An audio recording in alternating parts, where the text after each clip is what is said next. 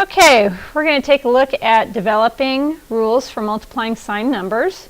This is a continuation of our initial lesson on multiplication, where we kind of use the integer game to get an idea in a sense of what it means to have multiple or repeated addition, or in some cases repeated taking away, and that is reflected by using a negative number.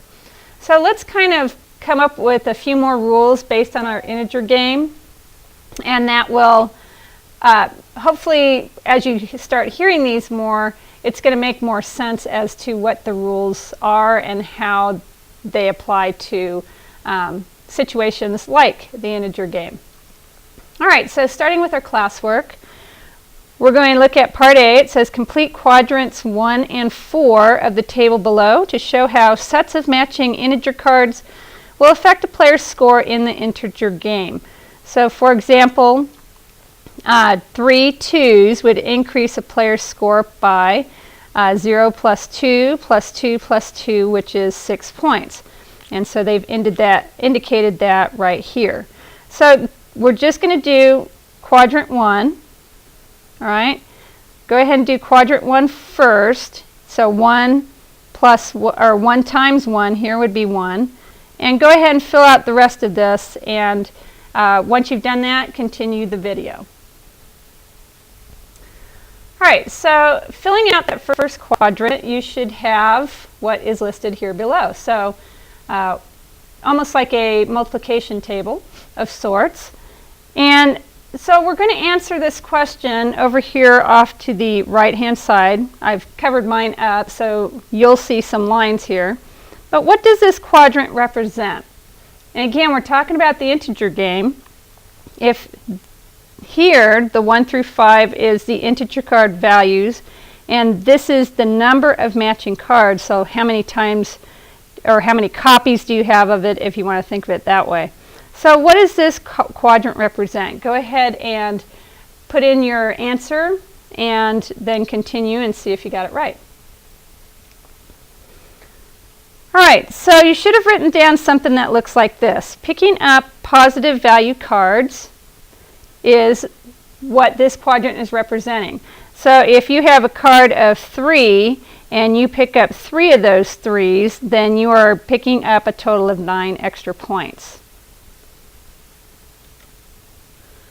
Okay, now what I'd like you to do is to fill out quadrant 4. So we have, again, the number of matching cards, but now the card values are -1, -2, -3, -4, -5. So go ahead and fill out this part of the quadrant, and then what does this quadrant represent? So fill this out and answer this question and then continue. All right, so this is what we should have so far. So if I have a value of -1, if I have 1 of those cards, it would be equal to -1. If I have 2 of those cards, it would be -2, and so forth. And so this is representing picking up negative value cards. All right, so after we've picked up negative value cards, then let's go ahead and answer the first question underneath. What patterns do you see on the right half of this table? So what patterns are you catching between these numbers right here in the first quadrant and these numbers here in the second quadrant? Go ahead and kind of come up with an answer before you write it down. All right, so the products in quadrant 1 and are all positive, and in quadrant 4 they are all negative. So the absolute values of quadrant 1 and quadrant 4 are a reflection of each other with respect to the middle row. So the middle row being right here. If here's our middle row, then these would be the absolute value from the middle row, and if you take the absolute value here, this is just a mirror reflection of it. So obviously minus 25 is a reflection of 25, and so on and so forth. All right, so the second question Enter the missing integers in the left side of the middle row and describe what they represent. So that is referring to right here. What are we going to fill in at this point? Well, if this is the number of matching cards, then this is going to be what we are taking away. If we're picking up negative values, then this is what we're going to be discarding.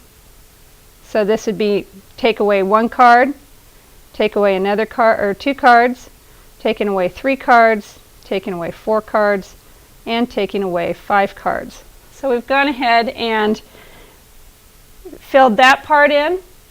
And then again, what they represent is a number represents how many matching cards are being discarded.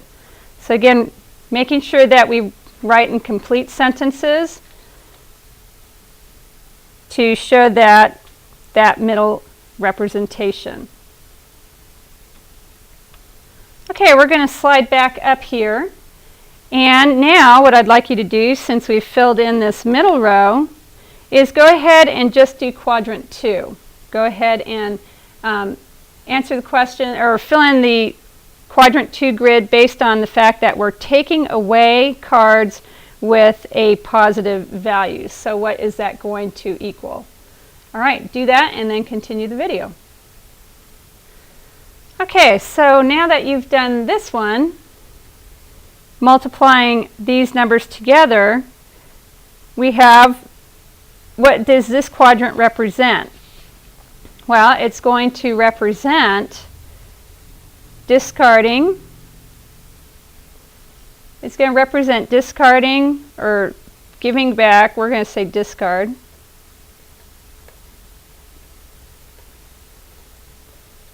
Cards with positive values. Okay? Now go ahead and, well, actually we're going to answer some questions about this. So what do you notice about any of these 3 quadrants? What is similar and what is different?